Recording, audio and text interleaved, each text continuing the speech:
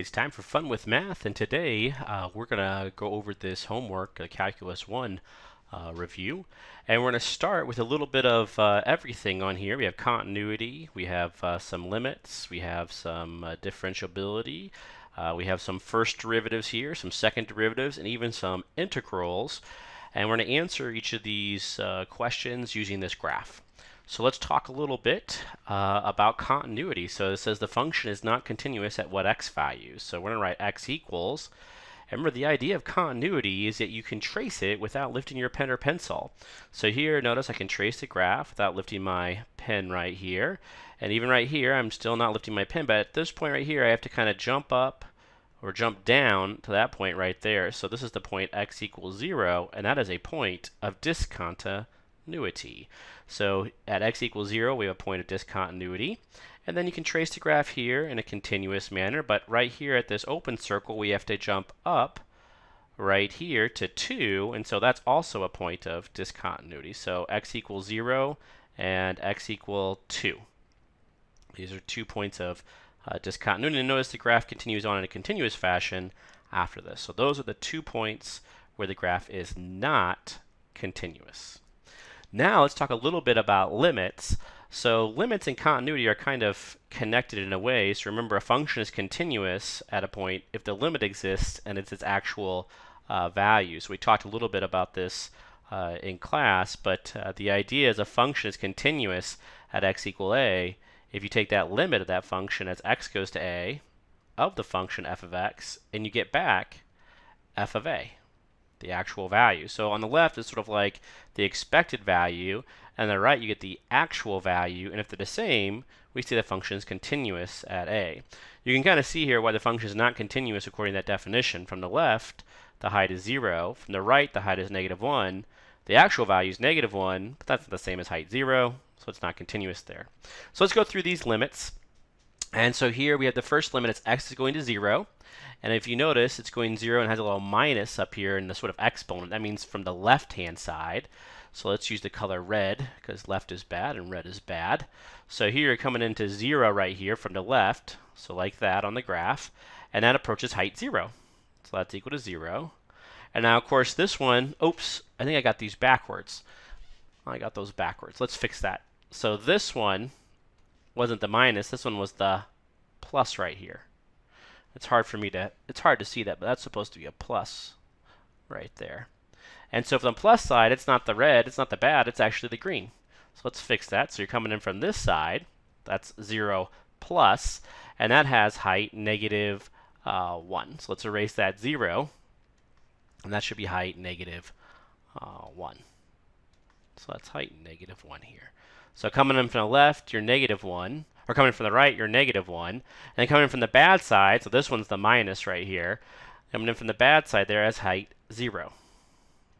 So that one's equal to 0. And now what happens as you actually approach 0? Well, from the right-hand side, you hit -1. From the left-hand side, you hit 0. Since those two limits are different, we say this limit does not exist. Right, so remember, the idea is from the right here, it hits -1. From the left, it hits height 0. Since those two values are the same, we say that limit does not exist as you approach 0. Because there are two different values on the two different sides. All right, now let's look at this one here. So x is going to go to -2. Well, here's -2. As it comes in from the left, it has height 0. And as it comes in from the right, it also has height 0. So the limit is 0. And so basically what that means is as x gets closer and closer to -2, f of x is closer and closer to the height of 0. So inputs go to -2, outputs are heading towards 0. This question here is asking what happens as x goes all the way to the left. So that's -infinity. So let's take a look at that one. So -infinity is way out here. So what's happening is the graph is going up, up, up, but it looks like it's approaching the height of 2. So we'd say as x goes to the left, the outputs, as the inputs go all the way left, the outputs go to height 2. And then the last question here, x is going to 2, so here's 2. So as the inputs go to 2, notice from the left it reaches height 1, and from the right it reaches height 1. And so the limit is actually height 1, even though the actual value up here is 2. Right? The limit is still 1 because that's what the function's approaching from the left and the right. So as the inputs get closer to 2, the outputs are getting closer to 1. We basically can kind of ignore what happens at the point, and you just want to see what happens around it. That's what the limit is capturing. Okay, so now what we want to do is we want to talk about differentiability. So let's erase this stuff on here. And let's talk about where the function is differentiable. So a function where it's differentiable, that's where the function is smooth. It basically means that's where the derivative exists. So if you look on here and you trace a graph, it's really smooth. It's smooth. Smooth is sort of like a nice roundish type of point, not a sharp edge. But right here, there's sort of a sharp point. So if you hit your head against this, it's probably going to bleed. That's how I kind of think of, where it's not differentiable. So right here at -1, there's a sharp edge. And so down here, x equal -1 is the first point where it's not differentiable. You can't have a derivative there because it's not smooth. And then down here, where you have this sort of jump, it's also not differentiable because, again, it's not smooth. It's sort of like if you hit your head on this, it's probably going to poke your eye out or something. So it's not differentiable right here at x equal 0. And then there's one point where it's not differentiable up here. It's kind of like it's smooth, but it's got a hole there. So if you ran your hand against it, you could sort of get a splinter. So also at x equal 2. So -1, 0, and 2, these are all input values where if you look at the graph, it's not smooth. So remember, differentiable means smooth, basically. It means there's the derivative will exist there. So smooth. So continuity means you can trace it without lifting your pen or pencil, and differentiable means the graph is nice and smooth. There's no jagged edge or holes or jumps, or asymptotes for that matter. Okay, so now let's move on to talking about values of functions, second derivatives, and first derivatives, what they actually mean. So to review this real fast, remember, if you have derivatives, if the first derivative is positive, right, the first derivative is positive, it's going to tell you the function's actually increasing. If the first derivative is negative, it's going to tell you that the function is decreasing. If the second derivative is positive, so if f double prime is positive, it's going to imply that the function is concave up. Right? So it's kind of like a part of a smile, basically. Whereas if the second derivative is negative, it's going to tell you that the function is concave down, which is part of a frown. Right? So concave down, frown. It's easy to remember these because it's like positive ideas go with positive quantities. So here's a positive quantity, goes with a positive idea of going up. Here's a negative quantity, so it goes with the negative idea of going down. Second derivative positive, that's a positive quantity, so it's a positive idea of concave up, which is like a smile. And second derivative negative, that's a negative quantity, so it's a negative idea of concave down. So it's sort of like, general philosophy. Positive ideas go with positive quantities. Negative ideas go with negative quantities. And it makes give you sort of an easy way to remember these. So let's take a look. Here we're going to find for f of 0, and let's just erase some of this stuff up here so we can look at it better. So f of 0, it means the input value is 0, and it's asking what the output value is. Well, here's 0 right here. And notice the output value is not the open circle, but the closed, which is -1, so it's negative. F double of -3, f double prime of -3, that's the second derivative here, is -3. So you can see down here, here's the graph, and it's the second derivative is concavity, and it's part of a smile right here. You can even put eyes on it if you like. A nice little smile, and so that's a positive idea, so it was a positive quantity. F prime of -2, well, here's -2 right here, so if you look at the graph, the first derivative measures increasing or decreasing, so it's going up. You always read it left to right, so it's going up. That's a positive idea, so it must be a positive quantity. F double prime of -5, well, here's -5 right here. You can see the point right there on the graph. Well, remember, the second derivative does concavity, so you're looking for, your feelings here. And, oh, the feelings are so sad, so it must be concave down. So that's a negative idea, goes to the negative quantity. F prime of 3, well, here's 3 right here. And then here's the point. Now, remember, the first derivative measures increasing or decreasing, and it's going down. Well, down is a negative thing, so that's a negative quantity. And f prime of -4, let's look at this one. So over here, you have f prime of -4. Well, here's -4. Here's the point right here. F prime is increasing or decreasing. Notice you're going left to right, so you're going down. So that's a negative quantity also. And so that's how you determine whether the first, second, or actual value of the function is positive or negative. All right, let's move on to the last thing here we want to talk about on this page, which is the integral. And so let's erase this again. And we have three different integrals we're going to be working with here. And so let's take a look at the first one. Let's do the first one in blue. So we want to take a look at this integral right here, the integral from -5 to -4. Well, here's -5 and here's -4. And remember, when I say integral, when you think integral, you can kind of just think of this as being sort of the idea of area. Up here, when we talked about derivatives, if you want, you can think of derivatives. When I think of a derivative, what I think of is just this idea of rate of change, because that's what it sort of measures. So rate of change. So I say integral, you say area. I look at this, I'm like, okay, area of what? Oh, they're talking about the area right here underneath this curve right here. And so that area is positive because it lies above the x-axis. Whereas the next area, let's see what it is. So you want the area from, on this one, from -3 to -2. So here's -3, here's -2. So this area is not positive. It's actually negative because it lies below the x-axis. Now when I say area, I'm kind of doing this in quotes because area is always defined to be positive. So it's really the integral sees this value as being negative. The area is actually positive, but the integral is going to give you a negative number because it's below the x-axis. And then finally, let's do this last one down here. This one's from -3 to -1. So here you're starting here and you're ending here. And so it's going to give you all this sort of area, but it's going to count it as negative. And then it's going to give you this area here, but it's going to count as positive. And what you want to notice is that these basically look exactly the same.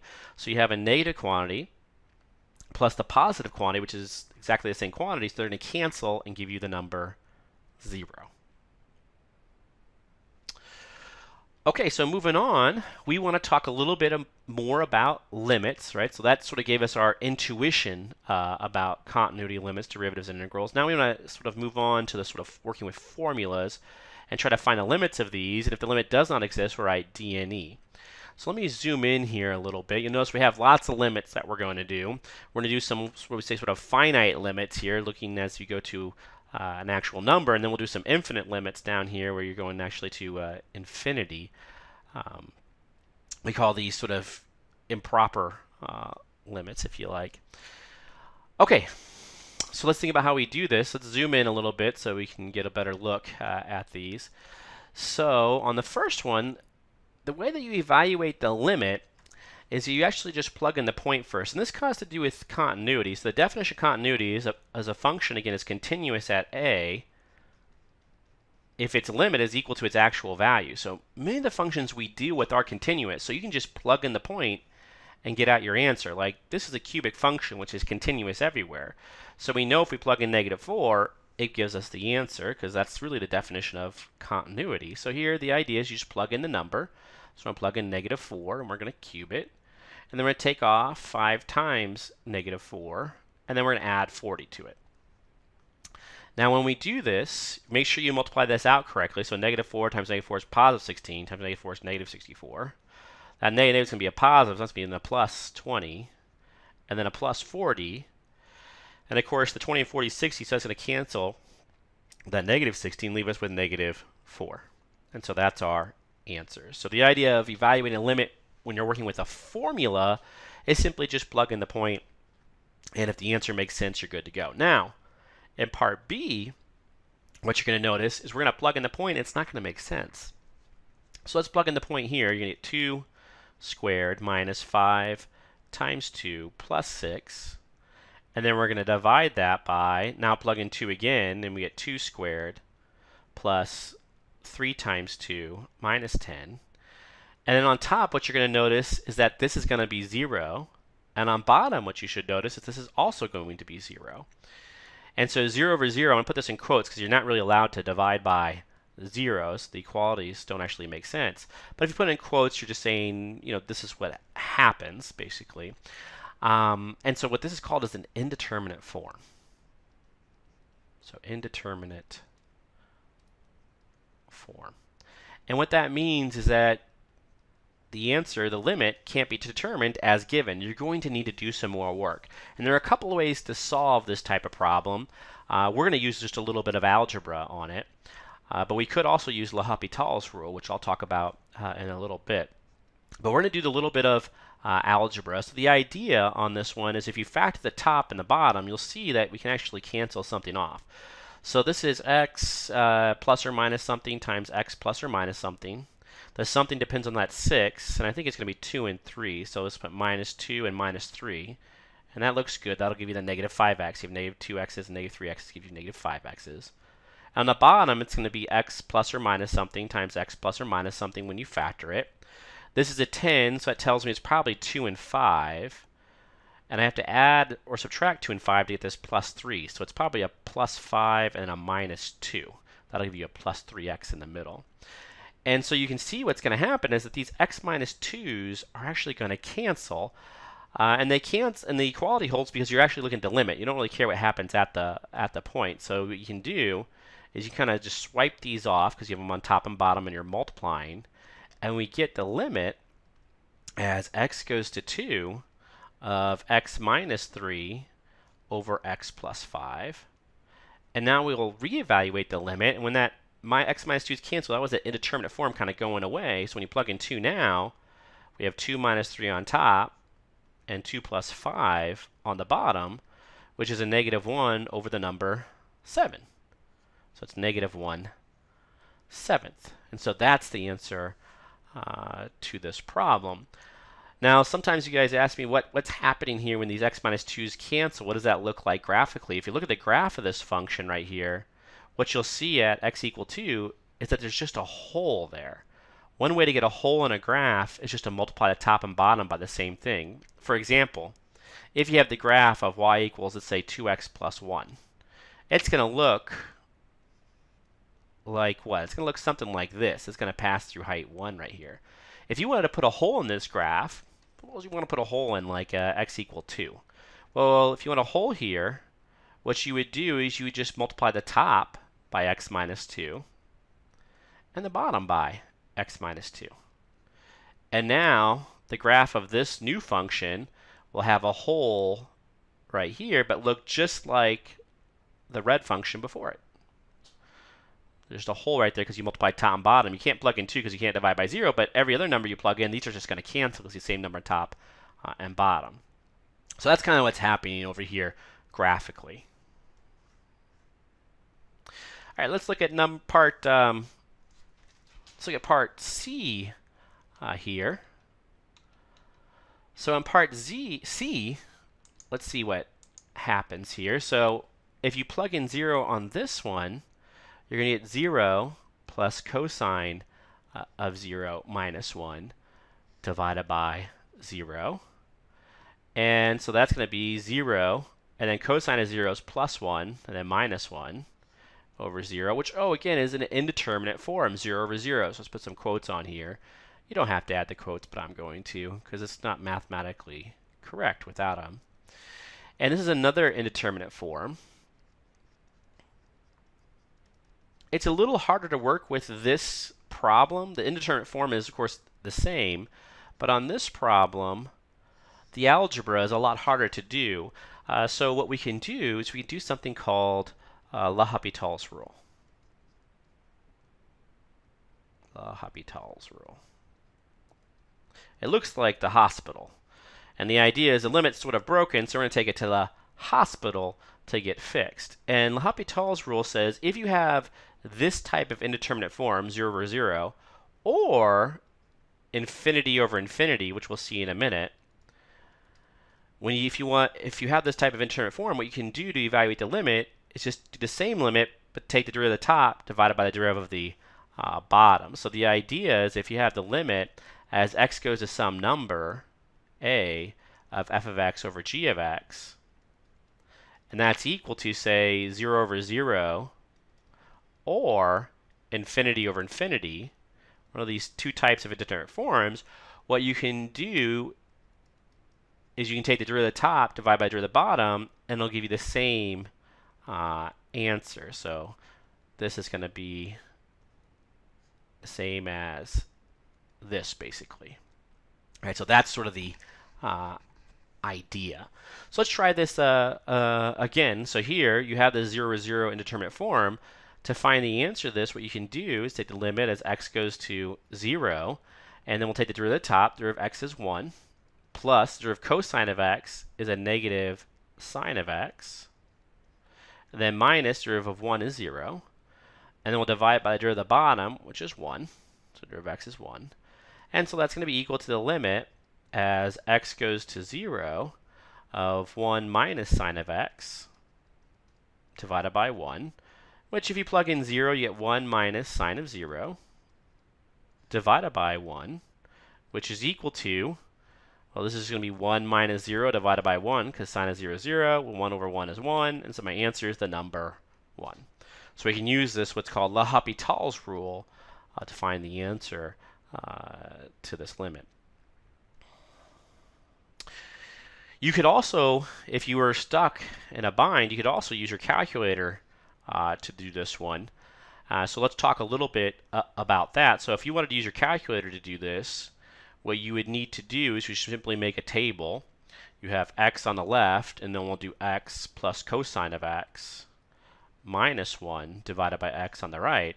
And the idea would be, as the inputs get closer to 0, what do these outputs get closer to? So what you would do is you might plug in like 0.001 on your calculator and negative 0.001 on your calculator to see what you would get out here. So if you plug in 0.001 plus cosine of 0.001 minus 1 over 0.001, what you'll notice is you get a number that's approximately 1.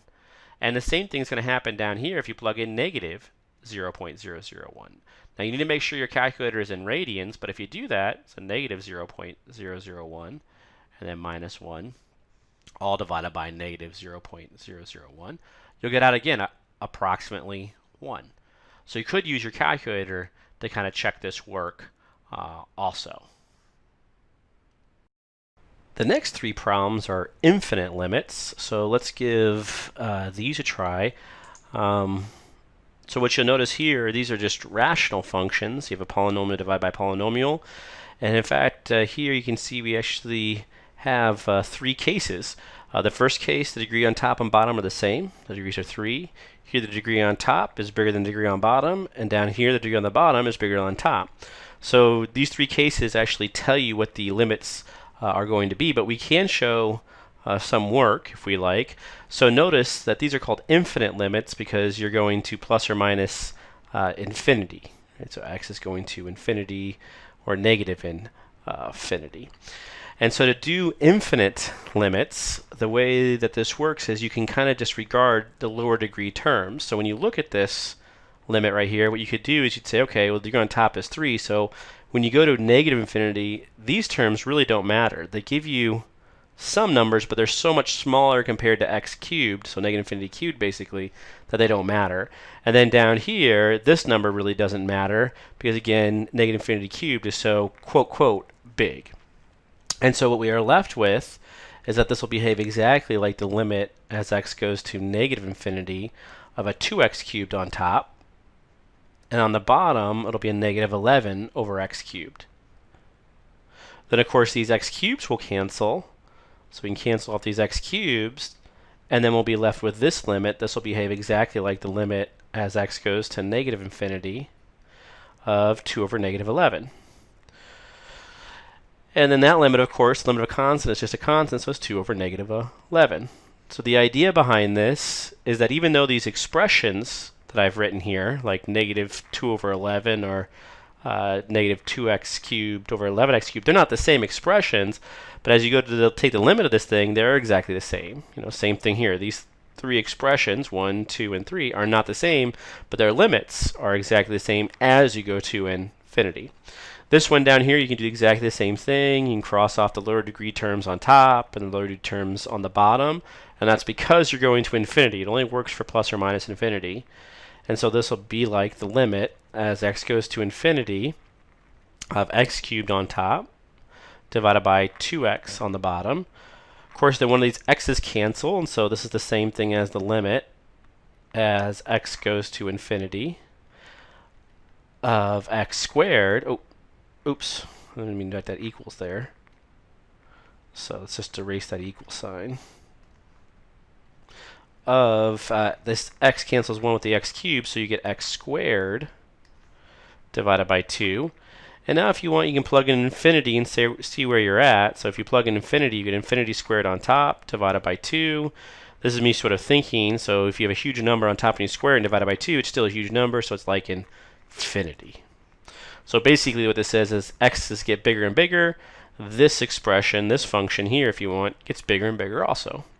And then down here, notice you can cross off these lower degree terms on top and lower degree terms on the bottom, and you're left with the limit as x goes to infinity of x squared over 2x to the 5th.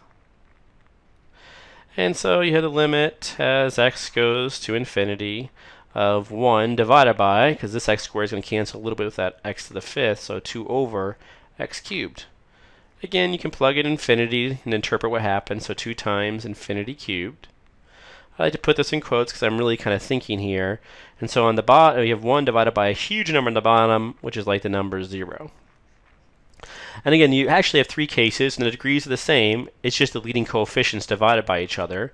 The degree on top is bigger. It's either going to be plus or minus infinity, depending on what happens here. And the degree on the bottom is bigger. It's always going to be 0. All right, so this is sort of a review of limits and working with formulas. Now we're going to move on to using the derivative rules to find the derivative of each of these functions, and we want to make sure we simplify. So this is something that you learned in Calculus 1. You sort of learned these rules of differentiation. So attached to this review are the rules, so you can kind of review them and look at them. But the idea on this one is that these are just power functions. So the idea is to first rewrite these all as powers of x. And then we're going to use the power rule basically to differentiate most of these. So this is 5, and that's x to the negative 2. So we're just rewriting these as powers of x. Not doing anything with derivative stuff yet. So then there's x to the 1/2. That's the square root of x. And then minus 7. And now we're going to use that power rule. And remember what the power rule says if you have a function, you have an x to a power to the n, the power comes down, and then you take away 1. And that's its derivative. So f prime of x, in this case, would equal the 3 would come down. It hit that 11, so 3 times 11 is 33. And then x to the, then you take away 1 from 3 and you get 2. Minus, that negative 2 is going to come down and pop that negative 5, and that's going to be at a positive 10. Negative times a negative is positive, and 2 times 5 is 10. And that's going to be x to the minus 2 minus 1. Maybe we'll just write that instead of writing negative 3. Just negative 2 minus 1. And then plus that 1/2 is going to come down. You have x to the 1/2 minus 1. I'm just following the formula.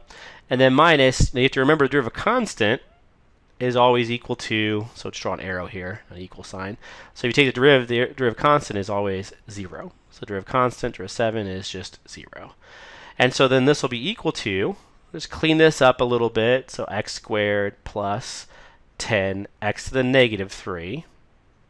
And then plus a 1/2 x to the, now you might have to do this fraction on the side if you're not familiar with this or thinking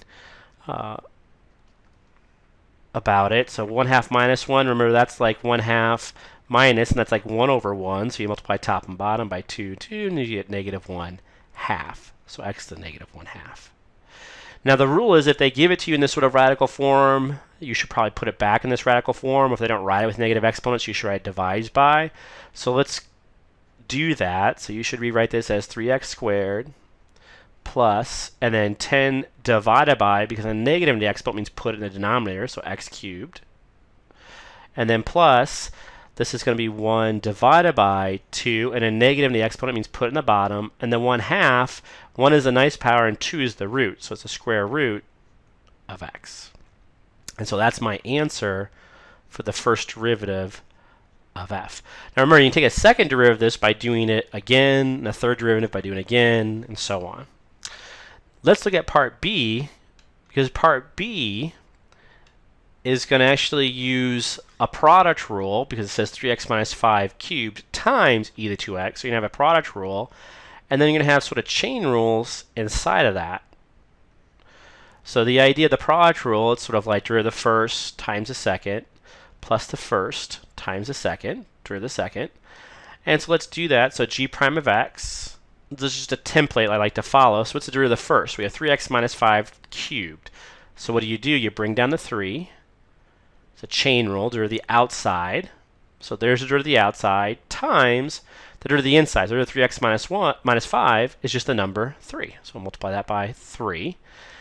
And then times the second, so e to the 2x. And then plus the first, so 3x minus 5 quantity cubed. And then times the derivative of the second. So now derivative of the second, you have e to the 2x. So you have a chain rule again. You have an outside function, which is e, and the inside function was 2x. So to the outside, derivative of e is just e again. So you have e to the 2x. And then times the derivative of the inside, which is the number 2. So just to review this real fast, we're using a chain rule. So what does the chain rule say? Well, if you have f of g of x, you have an inside and an outside function. So in this case, f is represent our outside and g's our inside. The derivative is the derivative of the outside, so f prime of g of x times the derivative of the inside, so g prime of x. And then we're also using the fact that the derivative of e to the x is e to the x. Now we're not done because we need to simplify, so we have to clean this up. Now you're multiplying all over here, so you move all the numbers kind of around. Like 3 times 3 is 9. And then we have this 3x minus 5 quantity squared, and then e to the 2x. And then we have a plus. Now that 2 I can put up in front here, so I have a 2. 3x minus 5 quantity cubed, and then all times an e to the 2x. Then I'm going to factor out what they have in common. So number-wise, and I and 2 don't have anything in common, so I leave it alone. But they do have, if you look here, a 3x minus 5 in common. In fact, they have a 3x minus 5 quantity squared in common. So 3x minus 5 quantity squared. You always pull out the lowest power, so 2 is smaller than 3, so we pull out the square. And they also have an e to the 2x in common, so we're going to pull that out too. So e to the 2x. So we're factoring out what they have in common, and it's going to be times something plus something. What are the something? So what goes here times this is that? Well, you're going to need the number, just the number 9. That's all we need. So 9 times this is that. Over here, you're going to need a 2. And so 2 times this is almost that. This is 3, and that's 2. So you need one extra 3x minus 5. And then on the inside here, you can kind of simplify this. It's going to be plus. That's a 6x. That's a minus 10, right? So we're going to distribute that 2 through. And so that's really a 6x minus 1. So our final answer will be equal to 3x minus 5 quantity squared e to the 2x, then all times a 6x minus 1.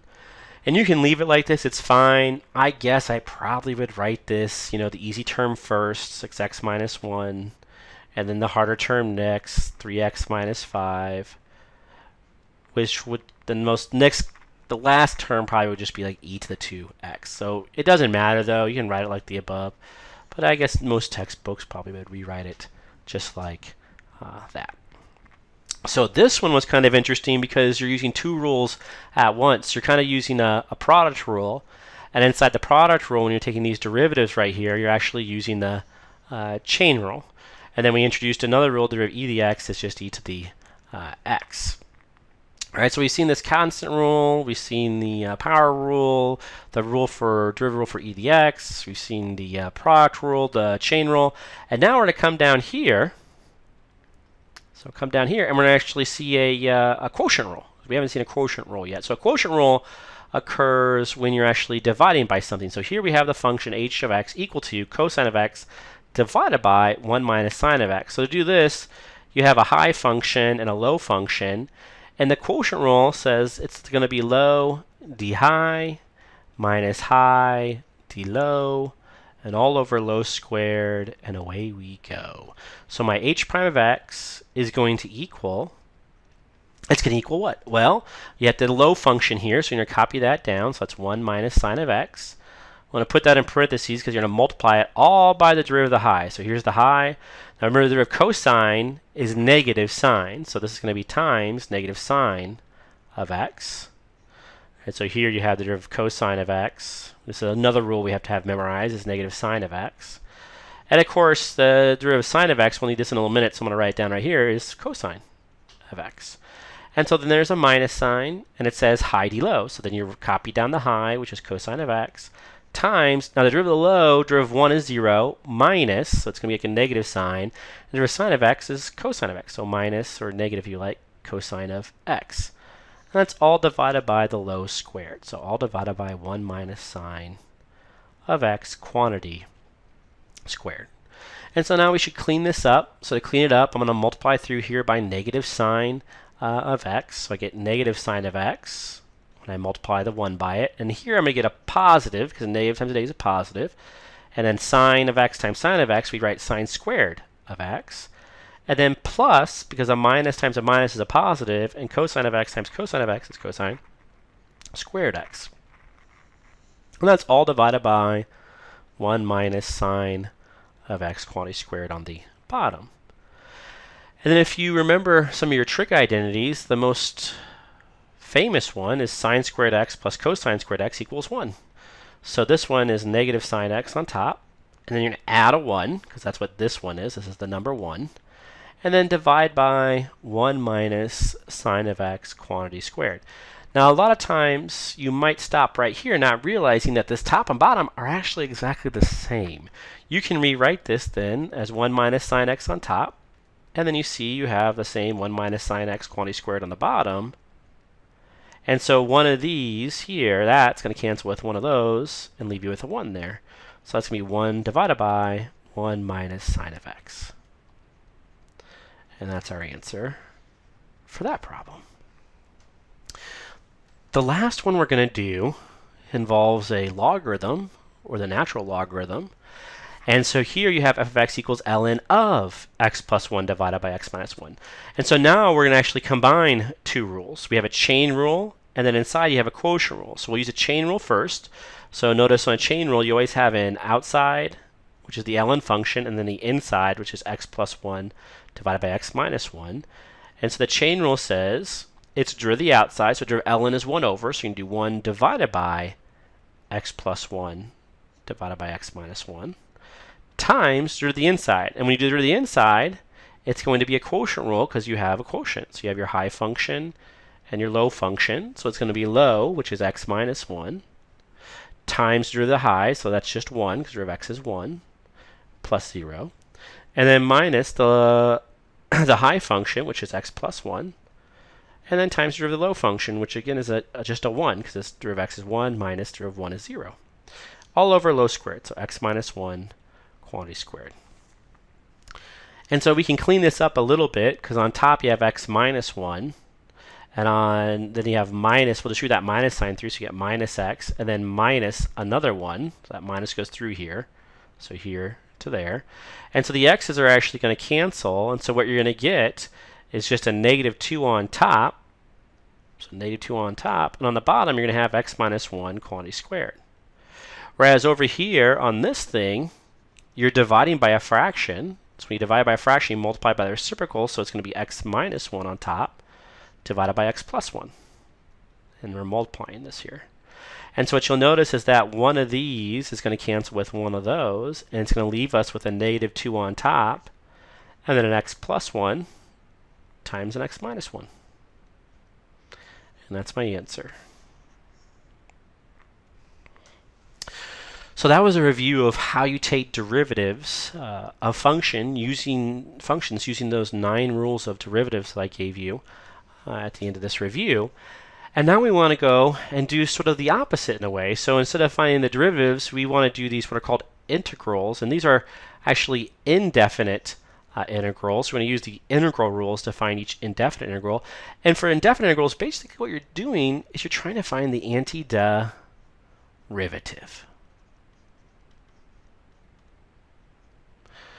All right, so you're trying to find a function whose derivative is actually 6x cubed minus 2 times the cube root of x plus 5. And the way to do this is you can actually just follow those indefinite integrals. Like for this one, this is just a power rule. So the idea is if you have x to the n dx, the integral of x to the n dx, the idea is instead of multiplying by n and taking away 1, you add 1 to n, And the inverse of multiplying is dividing. So you divide by n plus 1. And you always have this constant of integration plus c, which just means like plus any number. So the derivative of this will actually be that.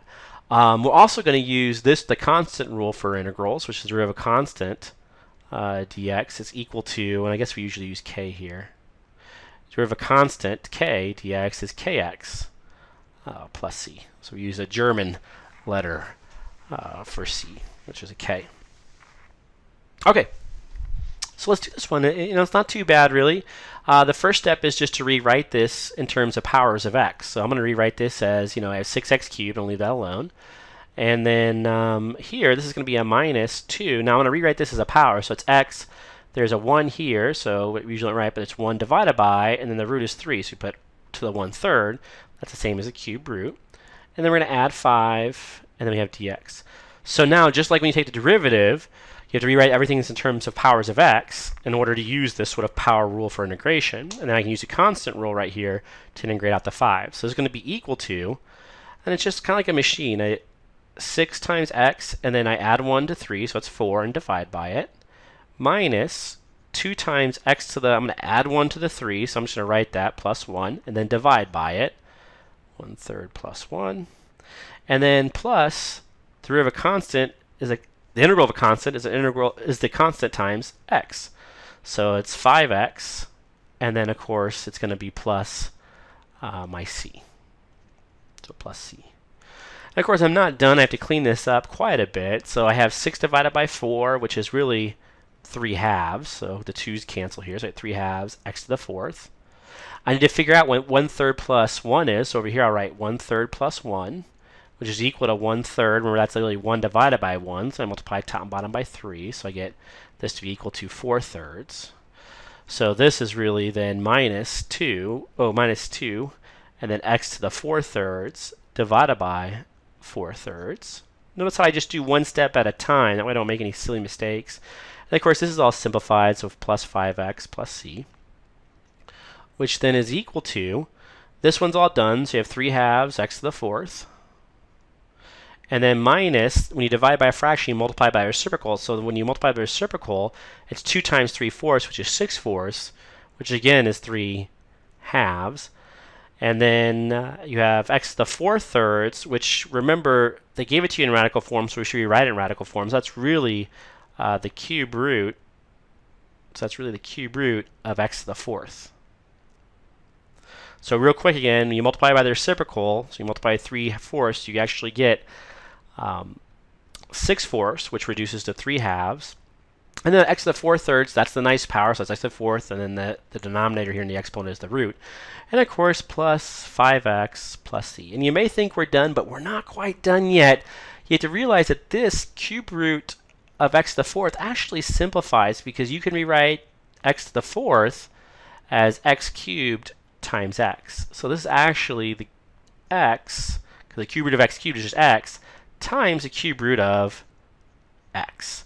And so my final answer will be this. I have 3 halves x to the 4th minus, and then I have 3 halves x times the cube root of x. Let's make sure that cube root looks really good. So cube root of x. And in fact, let's make that look a little bit better, because you don't want to think that's actually x cubed, right? You want to make sure it's really clear that that cube root of x is on that 3 is on that cube root right there. So this is the cube root of x, and then plus 5x plus c.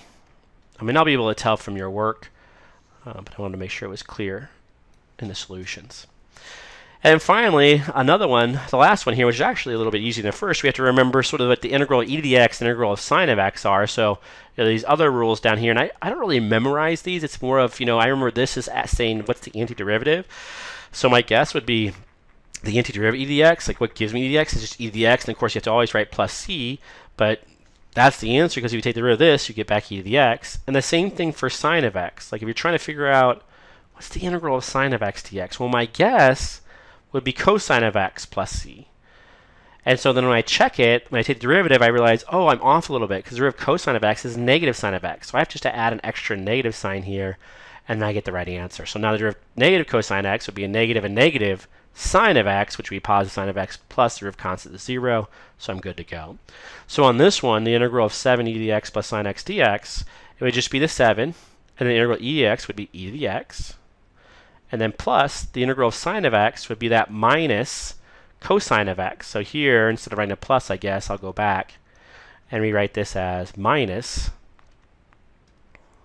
so minus cosine of x, all plus c. And if I made a mistake here, I would catch it when I checked it. So now I'm going to check this. The derivative of this is 7 e to the x minus the cosine of x is negative sine of x, so plus sine of x, plus the c is 0. So we're good to go.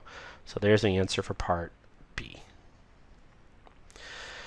Now, one of the reasons we want to be able to find antiderivatives is so that we can apply it to these definite integrals. So let's look at number 5 now. We have a couple of these here.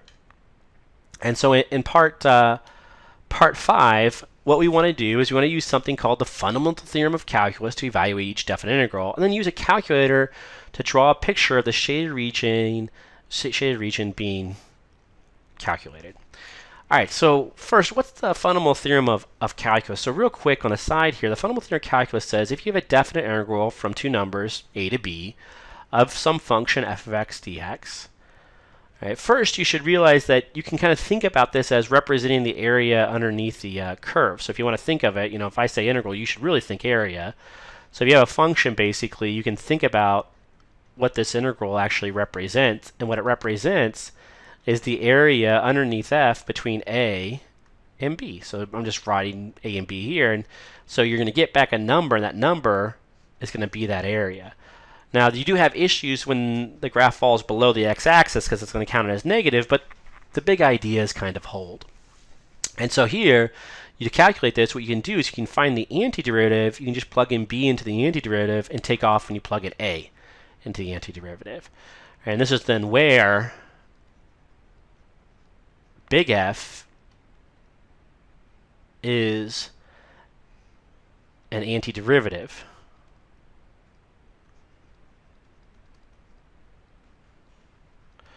of little f. So what that means, i.e., that is to say that if you take the derivative of big F prime of x is the same as little f of x. So basically, to calculate definite integrals by hand, it becomes sort of like a game of finding the antiderivative and then plugging in the upper limit and taking off when you plug in the lower limit. Right? In this case, 9 is the upper limit and 4 is the lower limit. So let's just do this. Let's try to find the antiderivative first of this. So to do that, I really want to rewrite these as powers of x if I can. So I'm doing the integral from 4 to 9 of 2 times x to the negative 1/2. That's the same thing as this. And then minus an x.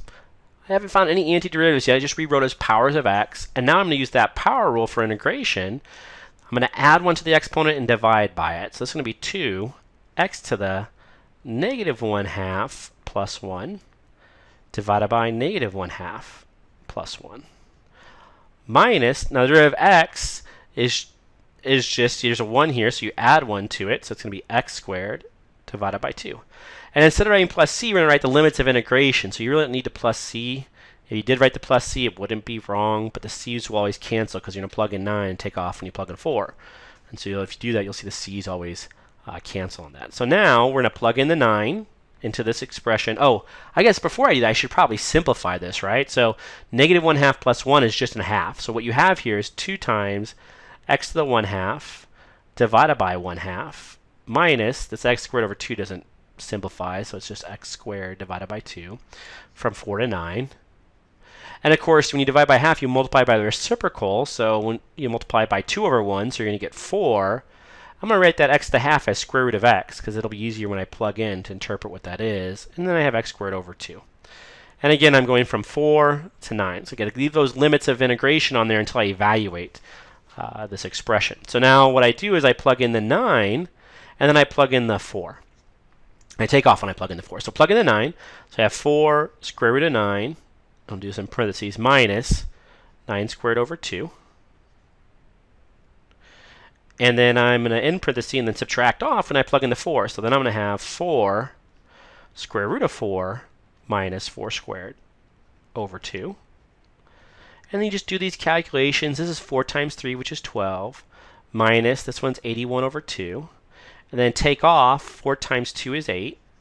And then minus a minus is a plus, and this is 16 over 2, which is a plus 8. So the 8s are going to cancel here. Those are going to be gone. And I have 12 minus 81 over 2. Well, I can get a common denominator here, multiply top and bottom by 2. So I have 24 over 2 minus 81 over 2, which is going to equal a negative. Now here, to figure out what this is, I usually just kind of count down, like basically kind of taking 24 from 81. So it's kind of like, well, I count down to 71, 61.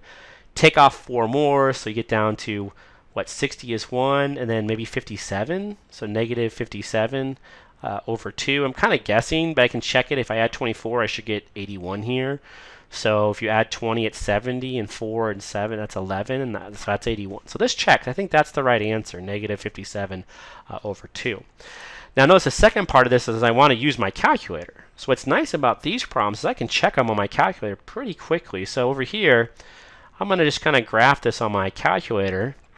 So we graph what's called the integrand here. So this is the integrand, what I circled. So I'm going to just graph this 2 divided by second square root of x. And then I'm going to take off x, so minus x. And I'll make my window go exactly my limits of integration, so 4 to 9, because that's all I really care about. And I'm actually going to hit zoom and zoom fit. I don't know what the outputs are, but if you hit zoom, zoom fit, it'll take those inputs and fit the outputs to them. So hit zoom fit, since number 0. And so that's what the graph looks like. And so maybe I'll copy that down right here. So just a little bit to the right of this thing. I'm going to just copy this graph down. And so here I have this, right here I'm going from like 4 to 9 or something. And the graph looks like what? It kind of looks like it's going straight down, even though I know it's not a line. I'm just trying to approximate it. So I'm just going to draw it down like it looks here. So I'm going to just draw it down right here. And so I'm going to get this shaded region right here, basically. And my calculator is going to tell me what that is. So on my calculator, I'm going to hit second trace that pulls up the calculate menu. Go down to the integral, down here, number 7. Hit enter. Lower bound is 4, so I hit 4. Lower limit's 4, so lower bound 4. Upper limit is 9, so I hit enter on that. Shades in that region and tells me that's about negative 28.5. So I'm going to write that down here. It says this is negative 28.5. And I'm hoping that that's negative 28.5. And if you didn't know that, you can actually check it and see that, yes, negative 57 divided by 2 is, in fact, negative 28.5. And so now, what do I know? I know, 1, this is definitely correct, and I know, 2, what it actually represents. It represents sort of the area underneath this curve, and it's negative because it's falling below the x-axis. All right, let's do one more of these here. So let's look at this one. Now to do this one, I need to know the integral of 7 divided by x. Now let me show you the common mistakes students often make on this one. So you guys usually do something like this, and then you'll write it 7x to the negative 1 because it seems similar to the last one. And then you'll try to evaluate this integral in a sense. So let's try to find the antiderivative. And so you'll follow this sort of power rule and say, oh, look at this. You add 1 to it, and then you divide by it, which is great. And you're going from 1 to e squared.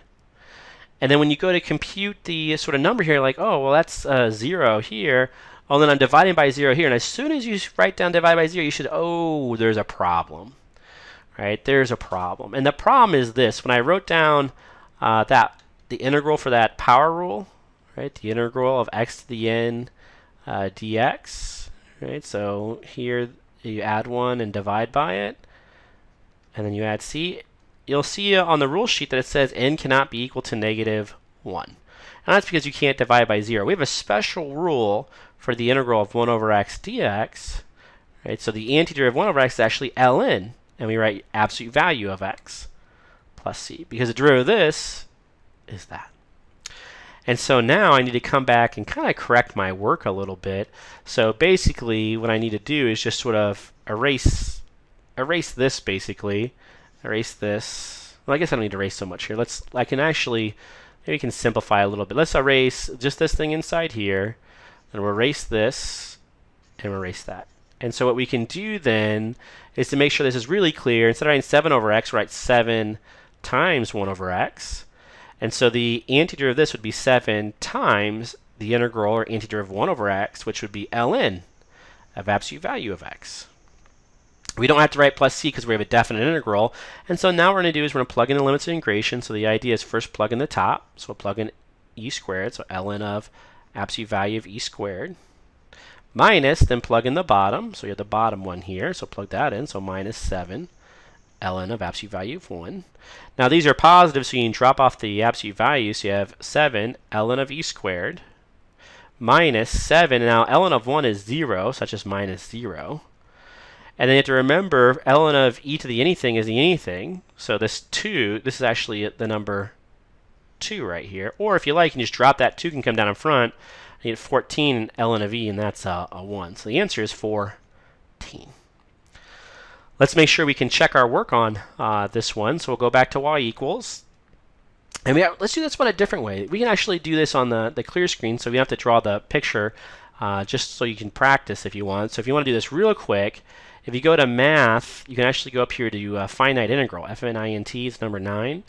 And then you can just fill in the blanks basically. There's a 1. This is e squared, so second ln. So what's the e to the button, squared. And then over here you can just write 7 divided by x. And then you have to fill in the d of what, because you have to tell what you're integrating respect to. And it'll tell you it's the number 14. So I know I did it right. Now on this problem we wanted to graph it so you can see what you're actually computing. So we'll hit y, 7 over x. We'll do our window. We'll do 1 to second ln e squared. We'll zoom fit it. So zoom fit. So go to 0 or just go to zoom fit, hit enter. You'll see a nice looking graph. You see it's positive. It's above the x-axis here. We can kind of trace it down if you like, because we're supposed to draw it. So let's just draw it a little bit. So here we're going from 1 to out to e squared. And you kind of just draw it down like this. We're going to find this region here in a minute. So let's find it. Now sometimes, depending on a calculator, you might have an issue with this because of where you're looking. So let's hit this. Well, our lower bound is 0, and our upper bound, oh, it says go to. It had a problem when we plugged in the 0. Oh, because it's not 0. The lower limit is 1. So 1 now, so that's that problem. Then the upper limit, sometimes there's a problem with this. Let's see if we have a problem today. So e squared, and oh, it found e squared. So sometimes it'll say you have an issue, and if it has an issue, the problem is it approximated over here a little bit different. That's e squared, 7.3890, but it goes on forever and ever. So if it does do a bad approximation here, sometimes you have to make this number a little bit bigger, like go to 8 or something. But it spit out the right answer here. It spit out 14. And so here I'll write 14 on that area. So that's 14. And so you see that they're exactly the same. And you see what you're computing is the area below that function, 7 over x there.